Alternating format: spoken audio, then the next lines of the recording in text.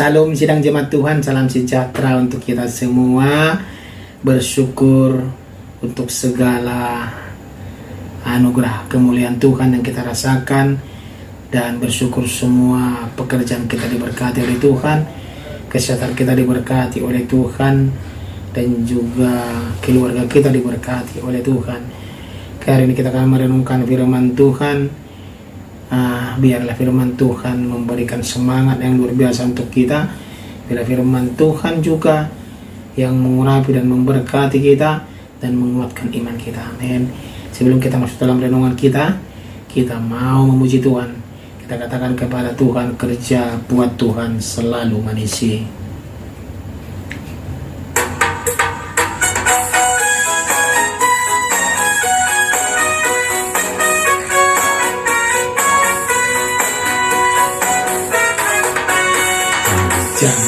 Buat Tuhan selalu manis, dan pikul salib selalu manis.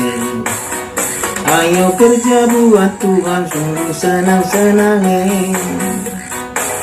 dipanggil Tuhan selalu manis, membuang diri ke ladang Tuhan saudara, serta Tuhan selalu manis. Amin.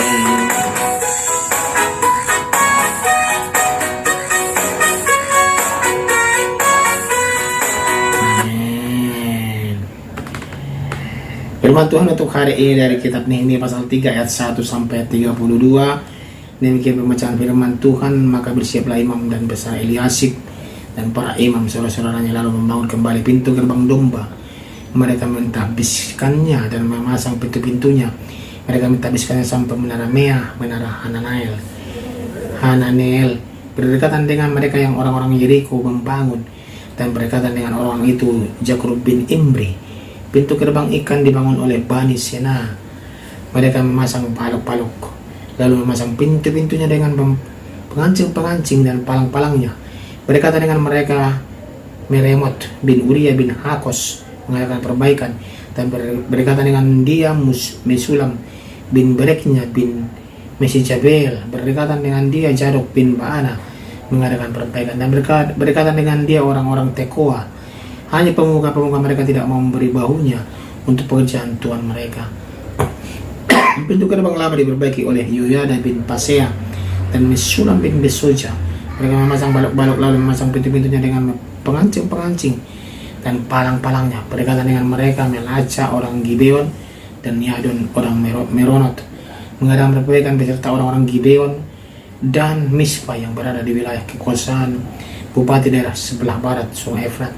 Berdekatan dengan mereka Uziel bin Harhaya, salah seorang tukang kemas, mengadakan perbaikan, dan berdekatan dengan dia Hananya, seorang juru campur rempah-rempah. Mereka memperkokoh Yerusalem sampai tembok lebar. Berdekatan dengan mereka Refanya bin Hur, penguasa setengah wilayah Yerusalem, lalu mengadakan perbaikan. Berdekatan dengan dia Hidayah bin Harumah mengadakan perbaikan tempat di depan rumahnya. Dan berdekatan dengan dia Hatus bin Hasabnea, Malkia bin Harim dan Hasub bin Pahat Moab memperbaiki bagian yang lain dan menara perapian. Berdekatan dengan mereka Salom bin Halohes, penguasa setengah wilayah Yerusalem yang lain, mengadakan perbaikan bersama-sama anak-anak perempuannya. Pintu gerbang lebak diperbaiki oleh Hanum dan penduduk Zanoa. Mereka membangunnya kembali dan memasang pintu-pintunya dengan pengancing-pengancing dan palang-palangnya. Pula tembok diperbaiki sepanjang 1000 hasta sampai pada pintu gerbang sampah. Pintu gerbang sampah diperbaiki oleh Malkia bin Rekab, penguasa wilayah Bet Kerem. Ia membangunnya kembali dan memasang pintu-pintunya dengan pengancing-pengancingnya dan palang-palangnya. Pintu gerbang mata air diperbaiki oleh Salom bin Kolhozi, penguasa wilayah Mispa. Pintu gerbang itu dibangunnya kembali, diberinya atap dan dipasangnya pintu-pintunya dengan pengancing-pengancingnya dan palang-palangnya. Juga diperbaikinya tembok kolam penampung air saluran dekat taman raja sampai pada tangga-tangga yang menurun dari kota Daud. Di sampingnya Nehemia bin Asbuk, penguasa setengah wilayah Bet-Jur, mengadakan perbaikan sampai di depan perguruan Daud dan sampai kepada kolam buatan dan rumah para pahlawan. Di sampingnya orang-orang Lewi mengadakan perbaikan, yakni Rehum bin Bani, dan berdekatan dengan dia Hasapia, penguasa setengah wilayah, Kehila yang satu untuk wilayahnya. Dan di sampingnya saudara-saudara mereka yakni Binui bin Henadad, penguasa setengah wilayah Kehila yang lain mengarang perbaikan. Berdekatan dengan dia Ezer bin Yesua, penguasa Mispa, memperbaiki bagian yang berikut di depan pendakian ke gudang senjata dekat sudut. Di sampingnya Baruk bin Jabai memperbaiki bagian yang berikut dari sudut sampai pada pintu masuk rumah imam besar Eliasib. Di sampingnya Meremoth bin Uriah bin Hakos memperbaiki bagian yang berikut, yakni pintu masuk rumah Eliasib sampai pada ujung rumah Eliasib. Di sampingnya para imam orang-orang dari lembah Yordan mengadakan perbaikan. Di samping mereka Benyamin dan Hasub mengadakan perbaikan di depan rumah mereka. Di samping mereka Azaria bin Maaseah bin Ananya mengadakan perbaikan di samping rumahnya. Di sampingnya Binui bin Henadad memperbaiki bagian yang berikut dari rumah Azaria sampai curut dan sampai penjuru. Palal bin Uzai mengadakan perbaikan di depan sudut di depan menara yang tinggi yang menonjol dari istana raja dekat pelataran penjagaan. Sampingnya Pedaya bin Paros mengadakan perbaikan sampai di depan pintu gerbang air di sebelah timur dan di depan menara yang menonjol. Adapun para budak di bait Allah tinggal di Ofel. Di samping Pedaya orang-orang Tekoa memperbaiki bagian yang berikut dari depan menara besar yang menonjol di samping tembok Ofel. Mulai dari pintu gerbang kuda, para imam mengadakan perbaikan masing-masing di depan rumahnya. Di samping mereka Jaruk bin Immer mengadakan perbaikan di depan rumahnya. Di sampingnya Senamaya bin Sekanya penjaga pintu gerbang timur. Di sampingnya Hananya bin Salemnya dan Hanun anak Jalaf yang keenam memperbaiki bagian yang berikut. Di samping mereka Mesulam bin Bereknya mengadakan perbaikan di depan biliknya. Di sampingnya Malkia seorang tukang emas mengadakan perbaikan sampai pada rumah para budak di bait Allah dan para pedagang di depan pintu gerbang pendaftaran dan sampai pada kamar atas di penjuru.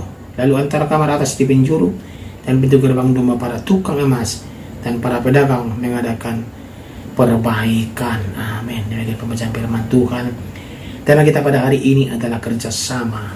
Sidang jemaat Tuhan yang terkasih, pasal 3 ini mengajarkan tentang pentingnya kerjasama, perencanaan dan partisipasi dalam membangun kembali tembok kota Yerusalem.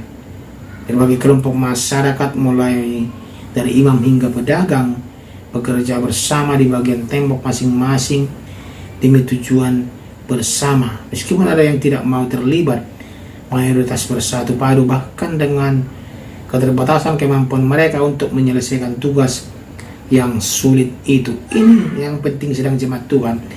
Kerjasama ini bukan kerjasama yang main-main. Terkadang kita dalam kehidupan kita, dalam pekerjaan kita, dalam keluarga kita, dalam komunitas kita, dalam gereja, bahkan dalam gereja kita, kerjasama ini terkadang disepelekan. Kita menganggap diri kita ini yang terbaik, yang terhebat. Kita tidak mau kerjasama dengan orang lain. Itu salah. Ya, kerjasama itu memerlukan orang lain. Arti kerjasama berarti lebih dari satu. Kerja bersama. Kalau sendiri adalah kerja sendiri. Artinya kita membutuhkan orang lain. Bergandengan tangan untuk mencapai suatu hasil yang baik.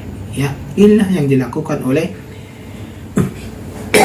orang-orang Israel yang mau membangun tembok Yerusalem. Pesan utama daripada firman Tuhan hari ini, renungan kita hari ini adalah kerjasama menekankan bahwa keberhasilan proyek besar seperti membangun kembali tembok kota hanya mungkin terjadi jika berbagai kalangan bersatu dan saling membantu. Kerjasama tidak melihat itu dia PNS kah, pegawai negeri atau tidakkah, dia camat kah, dia bupati kah. Tapi kalau kerjasama mencapai sesuatu hal, pasti kita bersatu untuk melakukannya. Dan partisipasi semua orang sangat diperlukan di sini. Setiap orang memberikan kontribusinya sesuai dengan kemampuan dan posisinya masing-masing, mulai dari imam yang mulai pekerjaan sampai pedagang dan pandai emas yang menyelesaikan bagian tertentu. Artinya di sana semua ikut ambil bagian, tidak ada terkecuali. Kalau kita mau mencapai hasil yang lebih baik, kalau mau tembok Yerusalem dibangun kembali, semua harus bekerja sama. Dan juga segala Dan juga pekerjaan yang kita lakukan harus memiliki perencanaan yang baik. Nehemia dan pemimpin lainnya merencanakan pembagian tugas dengan rapi yang membawa keberhasilan dalam mengerjakan proyek. Perencanaan sangat perlu sedang jemaat Tuhan. Ya. Perencanaan sangat perlu di sini.